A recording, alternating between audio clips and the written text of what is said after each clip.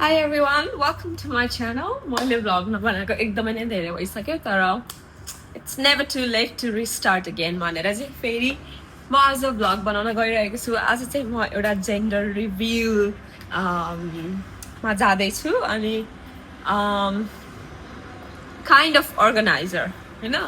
So अब चाहिँ हामी जान्छौँ अनि जेन्डर मलाई थाहा छ but we have to do our proper gender reveal. मसँग चाहिँ प्रपर रिभिलको सामानहरू छ अनि अब चाहिँ म यो चाहिँ त्यो ब्लास्टरवाला हो अनि यो चाहिँ उडाएर फुटबल रिभिल गर्नेवाला हो। अब चाहिँ म चाहिँ माया दिदीकोमा जान्छु अनि त्यहाँबाट हामी डेकोरेसनको सामान लिएर जान्छौँ। मलाई चाहिँ अघिनको हेयर स्टाइल अलिक कस्तो मन परेन, जहिले नुहाउन साथै कस्तो हुन्छ नि त। सो मैले अलिकति यता साइडबाट गरेँ अनि त्यसपछि I added this cardigan to confuse people. मैले यही सेम ड्रेस एउटा अर्को पहिलाको जेन्डर रिभिल होइन बेबी सावरमा जाँदाखेरि नि लगाइसकेको थिएँ अनि पहिला चाहिँ म एकदमै नै ड्रेस रिपिट नगर्ने मान्छे तर अब त्यो बानी सुधार्नु पर्ने छ। So I am wearing the same dress and let's go very excited. म चाहिँ अब माया दिदीको घर जाँदैछु, माथि गएर सामान लिएर आएर अनि जानुपर्ने छ।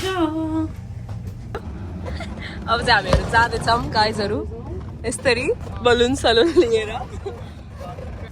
हामीहरू चाहिँ कार्स बुश पार्क आइपुग्यौँ। हामीले चाहिँ जहिले पनि प्रोग्राम उतापट्टि साइडमा गर्थ्यौँ होइन, त्यही भएर योपालि यता गरौँ भनेको। योपालि सबै मान्छेहरू उता बसिसक्नु भएको रहेछ सो त्यही भएर हामी फेरि उतै मुभ हुने भयौँ। माया दिजु के छ हजुरको अवस्था? यो डेकोरेसन आज बाटोमै फुट्ला जस्तो छ। पछाडि हुनुहुन्छ हाम्रो मुना दिदी। अब चाहिँ हामी फेरि लोकेसन चेन्ज गर्दैछौँ। अब चाहिँ हामीहरू सिक्रेट रिभिल गर्ने प्रिपरेसन गर्दैछौँ। पुरै हालिदिनु हो? पुरै हालिदिनु हाम्रो स्प्रे। अब चाहिँ हामीले सिक्रेटको कुराहरू सबै प्रिपेयर गरिसक्यौँ। अब हामी चाहिँ एकदम वेटिङमा छौँ। यो युट्युबमा हाल्नेवाला भिडियो है फेरि। ल त्यो चाहिँ हाम्रो मजाले त कसेर बान्नु न। ल त्यहाँ चाहिँ हाम्रो प्रिपरेसन हुँदैछ। ओके हाम्रो यहाँ प्रिपरेसन चलिरहेको छ। दावालाई पुरै बोय हुन्छ जस्तो लागेर टप टु बटम ब्लू भएर आउनु भएको। दादा हजुरलाई के भन्न मन छ? गर्ल हो हजुरलाई? ए ल ठिक छ, यता दिदीलाई भन्नै पर्दैन। ब्लू लाउनु भयो। बोय अघिसम्म त गर्ल भन्नुहुन्थ्यो। बोय हो? साँच्ची हो नि? ल कति 100? ल दादालाई मैले त मेसेज पनि लेखाएको छ त यार, बदलिने कुरै छैन गर्ल्स भन्दा भाइ। पहिला एल्सालाई जसरी मासु गराउँथेँ यता त खान मन लाग्दैन थियो, 3 महिनासम्म उसलाई त्यस्तै सिम्टम्स भएको छ पुरै होइन। त्यही भएर मेरो दुइटै बोय त्यस्तै भएको छ। तर मलाई भित्रभित्र चाहिँ होइन यो सिम्टम्स अलिकति गलत पनि हुनसक्छ होइन, न थाहा पाइकन भनेको नि। अनि मेरो त हजुरलाई के लाग्छ दिजु? मलाई चाहिँ गर्ल हुन्छ जस्तो लागिरहेको छ। गर्ल ल ठिक छ। अब नितालाई चाहिँ अब के हुन्छ जस्तो लागिरहेको छ त? जे पनि हुन सक्छ। हामीले एकदमै धमाकेदार गर्नेवाला छौँ। अनि मुना तिमी के भन्छौ? मलाई 50-50 छ हैन। हामीले एन्भेलप पाएको तर खोला हैन क्या। ठिक छ खोल्ने नै हैन नि। रिभ्यु गर्नेवाला अर्गनाइज त्यो मान्छेलाई दिएको छ। यही छ जानुपर्छ। अहिले धमाका हुन्छ अहिले। What do you think? आशुलाई के लाग्छ? बोय अब चाहिँ जसले जुन टिमलाई सपोर्ट गर्नुहुन्छ त्योवाला लगाउनुहुन्छ। So I will be going around. मैले चाहिँ ब्लू लगाएको छु, म चाहिँ पिङ्क लगाउँछु। त्यसमा लगाउनु ल। कसरी लाउने? ब्लू पिङ्कको कुरा हैन दिदी, हजुरलाई के जस्तो लाग्छ त्यही लाउनु। मलाई चाहिँ गर्ल जस्तो लाग्छ। अब चाहिँ हामी यता बसिराख्नु भएको मान्छेहरूलाई पनि यो दिन्छौँ। म त अफ कोर्स मेरो दुईटा बोय छ। यस्तो वाला गर्नु। Of course, absolutely. Lucky लाग्छ Like बोय लाग्यो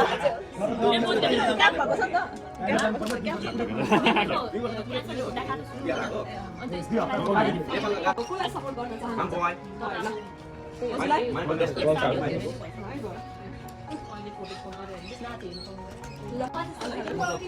जस्तो सपोर्ट गर्नुहुन्छ एउटा लिएर आफ्नो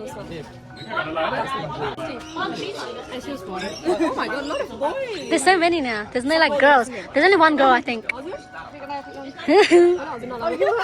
Because she needs to wear mommy to be. Oh my god.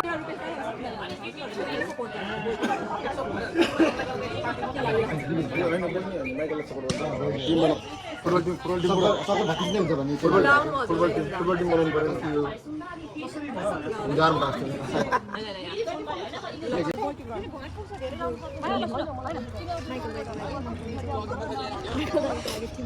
सबलाई बोय लागेर यहाँ बोयको स्टिकरै सक्यो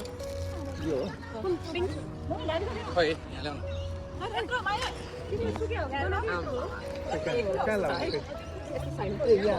यतापट्टि गाउँ दाल हजुर यतापट्टि लो गरेर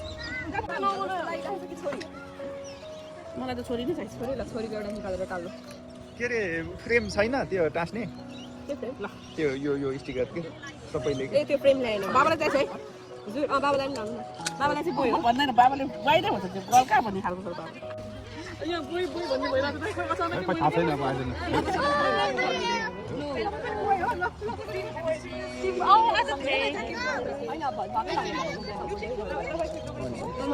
हजुरहरूले कसलाई सपोर्ट गर्नुहुन्छ यसलाई लिएर आफ्नोमा टाल्नु होला फोनमा टाल्नु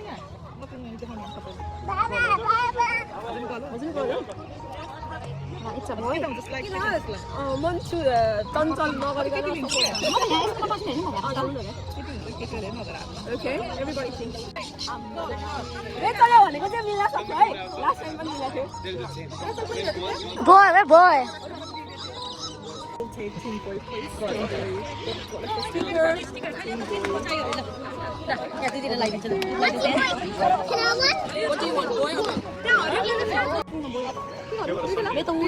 You can't do two. एउटा जसमा तल पिन्छ नि त फेरि यही हुँदैन एउटाबाट लिनु पर्यो नि त सपोर्ट पित्त बोली त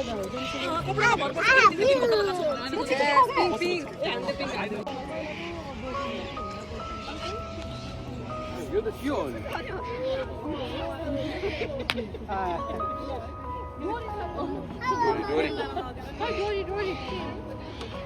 अलिकति कम भयो कि यार अगाडि ओके हाम्रो डेकोरेसन चाहिँ रेडी भयो this is how it looks तिमीलाई स्ट्यान्डर्ड बढाउँछ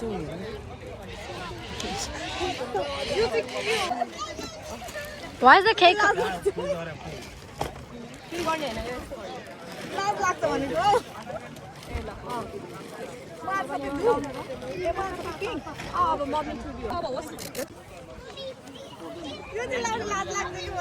This is for our daddy to be.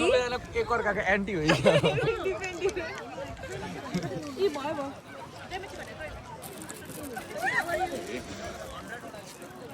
So gender reveal गर्दिन लाग्छौँ कि हामीले हाम्रो गर्ने बेलामा you guys better. पनि यहाँ बिहे गर्नलाई केटा भेटे होइन कहाँको जेन्डर रिभिल गर्ने बोल्नै हुने हो मफिन मेड बाई निरज दादा कप केक राख्ने हो नि अब हामीहरू राख्दैछौँ this is what our table looks like अनि त्यहाँ चाहिँ हाम्रो मम्मी टु बी र ड्याडी टु बी हुनुहुन्छ घमासान कम्पिटिसन चलिरहेको छ हाम्रो प्रेमिलो परमेश्वर हुनुहुन्छ अनि साँच्चै तपाईँ परमेश्वरले हाम्रो जीवनमा गर्नुभएको कृपालाई सम्झिन्छौँ अनि स्पेसली प्रभुले हाम्रो माइकल अनि एल्सा बहिनी अनि यो फ्यामिलीमा तपाईँले अब बोइज र गर्ल्सको यहाँ कम्पिटिसन हुँदैछ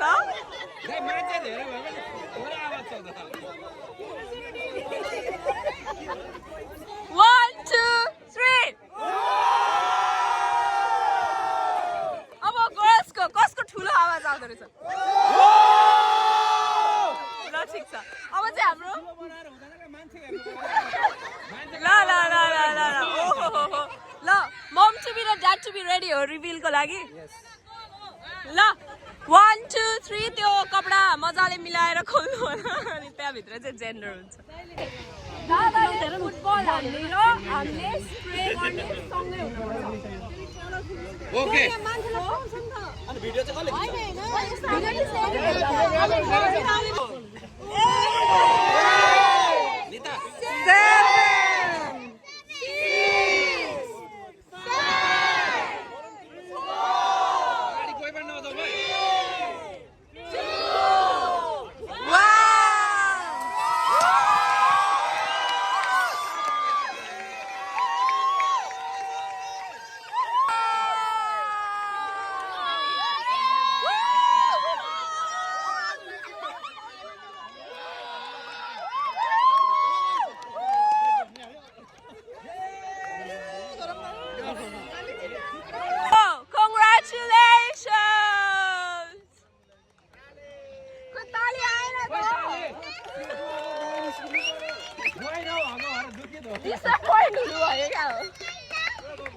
Wait, you can ask Michael that. Go.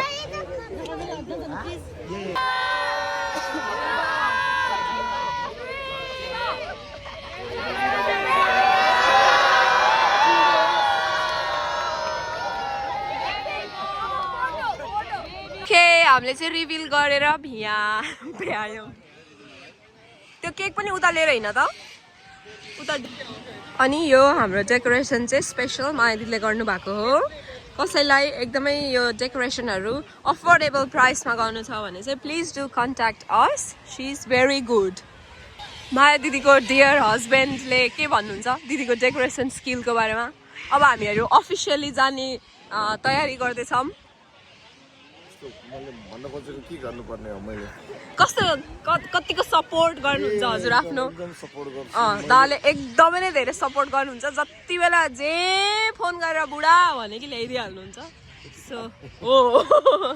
So अब चाहिँ हाम्रो चाहिँ दिदीले थ्याङ्क यू दादा अब चाहिँ एउटा डेकोरेसनको पेज नै खोलेर we are about to do it officially and then हामी पोस्टरहरू लिएर आउनेछौँ thank you so much for being with us love you all bye मैले अघिदेखि भनेको माया दिदी चाहिँ यही दिदी हो सो हाई अब चाहिँ हामीहरू एकदमै अफिसियली जाने प्लान गरिरहेछ मैले के भनेको भन्दाखेरि चाहिँ एकदमै अफोर्डेबल प्राइसमा सिडनीमा कसैलाई यस्तो के इभेन्टहरू गर्नु छ भने चाहिँ please do remember her and she is very good in it very best in it अनि त्यसपछि यो केक चाहिँ उता लगिसक्यौँ हामीले केकको पनि हाम्रो निरज दादाले अफिसियली जानलाई सुरु गर्दै हुनुहुन्छ so let's support our people हजुरलाई लुकाउनलाई कतिको गाह्रो भइरहेको थियो इट्स अलवेज बेबी बोय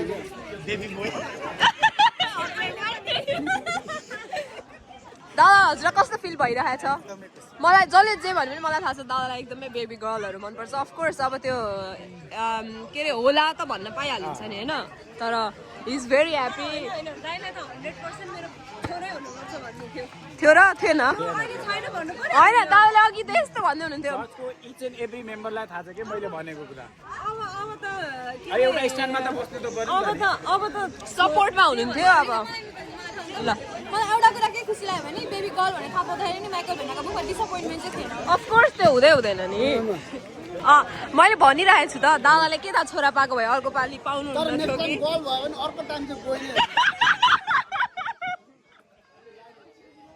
त्यसमा चाहिँ अलिकति ठिकै हो इटिङ टाइम